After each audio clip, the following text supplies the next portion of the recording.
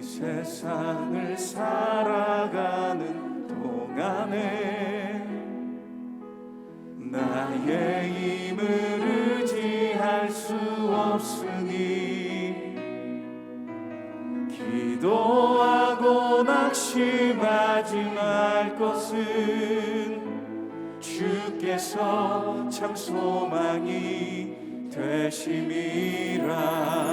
다시 한번 이 세상을 살아가는 동안에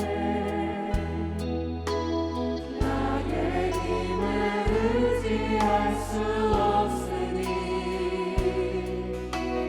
기도하고 낙심하지 말 것은 주께서 참 소망이 되심이라.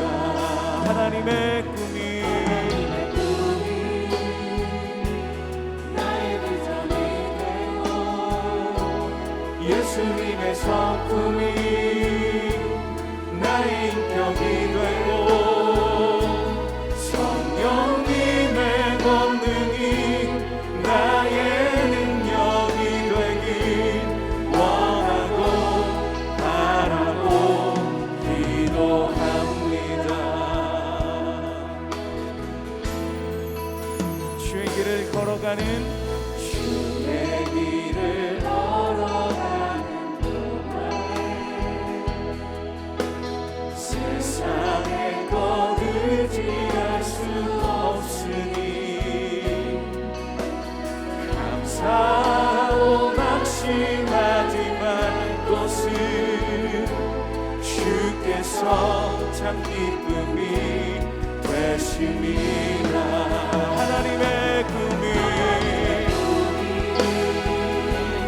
나의 비전이 되고 예수님의 성품이 나의 인격이 되고 성령님의 권능이 나의 능력이 되길 원하고 바라고 기도합니다. 하나님의 꿈이 나의 비전이 되고 예수님의 성품이 나의 인격이 되고 성령님의 권능이 나의 능력이 되길 원하고 바라고 기도합니다.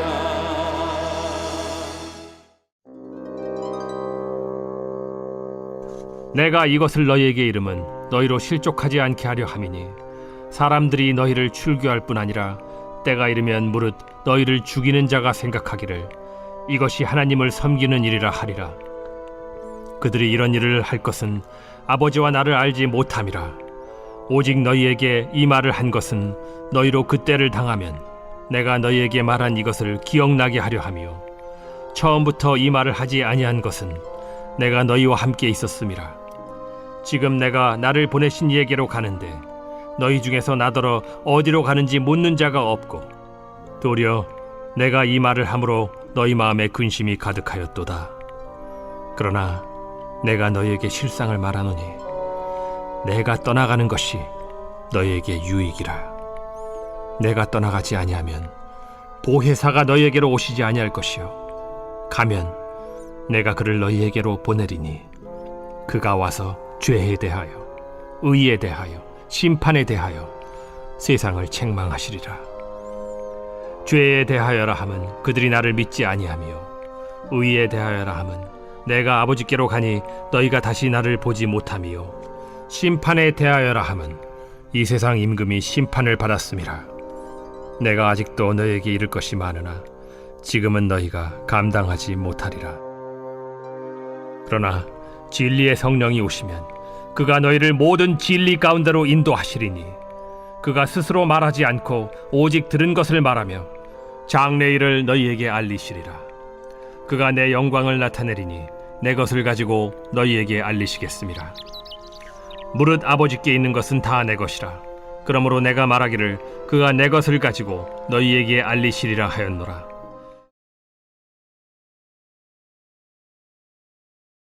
안녕하세요. 좋은 아침입니다. 오늘 우리가 함께 읽고 나눌 말씀을 통해 성령님께서 저와 우리 더 사랑교회 성도님들의 삶에 용기와 지혜와 능력을 주시기를 소망합니다. 어느 크리스천이 교회에서 직원으로 일하기 위해서 인터뷰를 하러 갔어요. 여러 가지 질문에 대해서 곧 잘 대답을 했습니다. 그런데 한 열정이 충만하고 믿음이 뜨거워 보이는 분이 마지막 질문을 해요. 당신은 성령 충만합니까? 그래서 이렇게 대답을 합니다. 당연하죠. 하지만 셀 때도 있어요.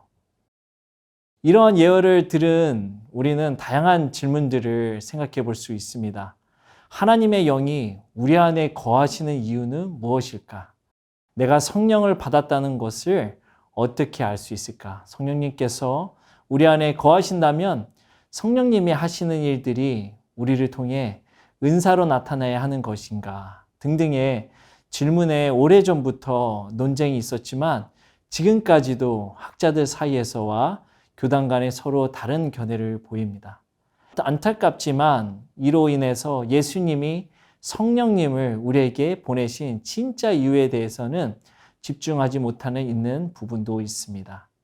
오늘 말씀의 배경은 예수님께서 사랑하는 제자들에게 배신당하고 잡혀가시기 바로 전날 밤 그 이야기입니다.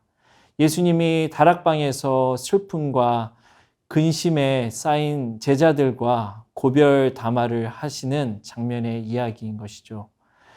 예수님께서는 사랑하는 제자들을 위로하시고 격려하시며 앞으로 일어날 일들, 그 일어날 일들의 의무와 성령님께서 제자들을 통해서 하실 일들을 말씀하시고 계신 것입니다. 너희에게 성령님이 임하시면 예수님을 인격적으로 만나게 될 거야.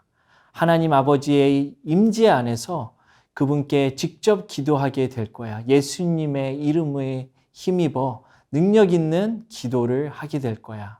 이전에 너희가 경험하지 못했던 것들을 보고 경험하게 될 거야. 너무 멋진 일들이 일어날 거라고 말씀하십니다. 하지만 예수님은 이상적인 것들만 이야기하지 않으세요.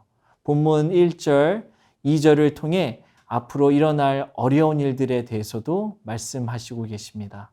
그리고 왜 이런 어려운 일들이 일어나는지에 대해서 3절에 말씀하십니다. 그들이 이런 일을 할 것은 아버지와 나를 알지 못함이라. 예수님은 요한복음 15장에서 이미 세상이 나를 미워하면 너희도 미워할 거야 라고 말씀하신 바가 있어요. 하나님께서 이 세상을 창조하신 처음 의도와 목적과는 달리 이 세상은 하나님을 대적하는 데 있어 구체적이고 또 체계화되어 있습니다. 세상은 하나님을 떠나서 세상의 방법대로 돌아갑니다. 예수님이 하시는 일들에 대해서 관심도 없을 뿐 아니라 싫어해요. 하나님 나라의 가르침을 대적하고 역주행한 것입니다. 그래서 예수님이 제자들에게 앞으로 벌어질 일들에 대해 알려주고 계시는 것입니다. 앞으로 마주할 고난이 태산 같다 하더라도 그럼에도 불구하고 예수님의 제자는 이 인생을 하나님의 말씀대로 살아내야 하고 진리를 말해야 합니다. 이것이 우리 크리스천들이 감당해야 할 미션입니다. 이것이 바로 예수님께서 우리에게 성령님을 보내주신 목적입니다. 단순히 우리가 예수님을 따라가는 자들이고 성령님께서 함께 하시니 편안한 기분을 느끼며 사는 것이 아니라는 것입니다. 8절부터 11절에 성령님께서 세상에서 하시는 일에 대해서 조금 더 구체적으로 말씀하십니다. 한번 같이 살펴보겠습니다. 8절 말씀에는 성령이 하시는 일은 책망하는 일이 될 것이다 라고 말씀합니다. 이 헬라어 다음에는 모모모에 헤하여 라는 뜻의 전치사가 따라오는데요. 이 전치사 뒤로 죄, 의, 심판에 대한 세 가지 다른 주제가 나열됩니다. 따라서 책망하는 일의 행위가 이 세 가지 주제 모두와 연결되어 있음을 우리는 알 수 있습니다. 세상은 죄의 본성에 대한 참된 이해를 가지고 있지 않습니다. 하지만 성령님이 본문 9절에 예수님을 믿지 않는 것이 죄임을 책망하실 것이라고 말씀해 주십니다. 성령님은 또한 10절에서 의에 대해서 책망하고 계십니다. 그들에게 유죄 선고를 하여 깨닫게 하신다고 합니다. 의에 대한 세상과 하나님의 세상은 매우 다르기 때문에 오직 세상이 그 자체의 의의, 공허함에 대해서 책망을 받고 깨닫게 될 때에야 그리스도의 의를 인식하고 인정하게 될 것이라는 것입니다. 그런가 하면 성령의 세 번째는 책망하심은 11절에서 살펴볼 수 있는데요. 세상의 심판에 대해서 그릇됨을 말씀하십니다. 세상의 심판이 그릇된 이유는 이 세상의 임금의 원칙들의 근거에 있기 때문이라고, 따라서 이 세상의 임금 또한 책망의 대상이라는 것입니다. 하나님의 뜻은 세상의 판단 방식과 다름을 말씀하시는 것이에요.